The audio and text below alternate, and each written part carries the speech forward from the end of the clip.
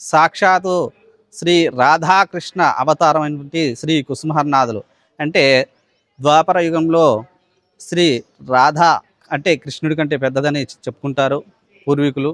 అలాగే వారి కోరిక నెరవేరలేదు కాబట్టి కలియుగంలో కృష్ణుడేమో హరనాథుడిగా జన్మించారు.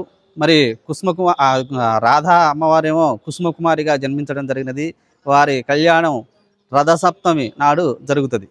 జనకాయ కుసుమకామిని మనోహరాయ నామకాభిష్టదాయ మహితమంగళం గోకులాయ గోపాల బాలకాయ రాధికా మనోహరాయ మంగళం రామగణలోలాయ సాధి విమల సేవితాయ కామేశ్వరి వినుతాయ శాంతి మంగళం అచల కలిశానాంగౌరాంగవేష కృష్ణాయ విష్ణుజన పూజితాయ విజయ మంగళం सोनामुखीपुरनिवासाय श्रीहरनाथाय भक्तजन पूजकाय भव्य मंगलम्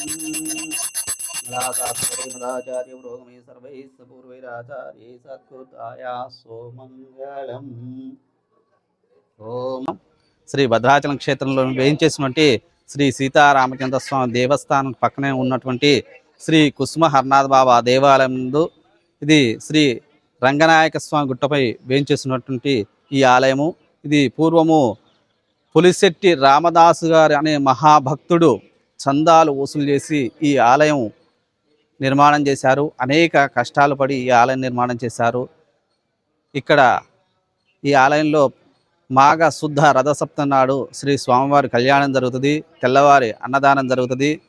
జూలై 1 తారీఖు బాబావారి జన్మదినోత్సవం, డిసెంబర్ 14 అమ్మవారి జన్మదినోత్సవం జరుగుతుంది.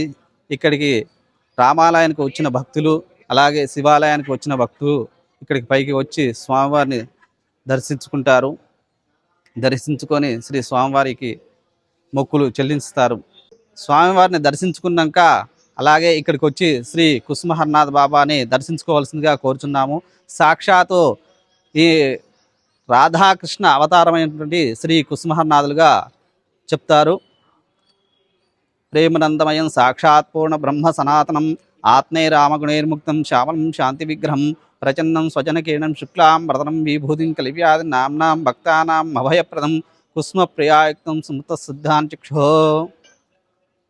కాలమర్చహణం సర్వ్యాధి నివారణం సమస్త పాపక్షీకరం శ్రీ కుసుమ హరనాథ పాదోదకం పావనం శుభం శ్రీశైలేశయాపాత్రం దిభక్త్యాదిగుణాం వితేంద్రప్నం వందే రమ్యజా మాతరం లక్ష్మస్మదాచార్యప్రియంతాం వందే గురుపరంపరాం యో నిత్యమచ్యుతపదాంబుజగ్మనకుం వ్యామోహతస్సురాణతనామేనే అస్మద్గురోర్భగవతోదైకసింధో రామానుజస్య శరణం శరణం ప్రపద్యే।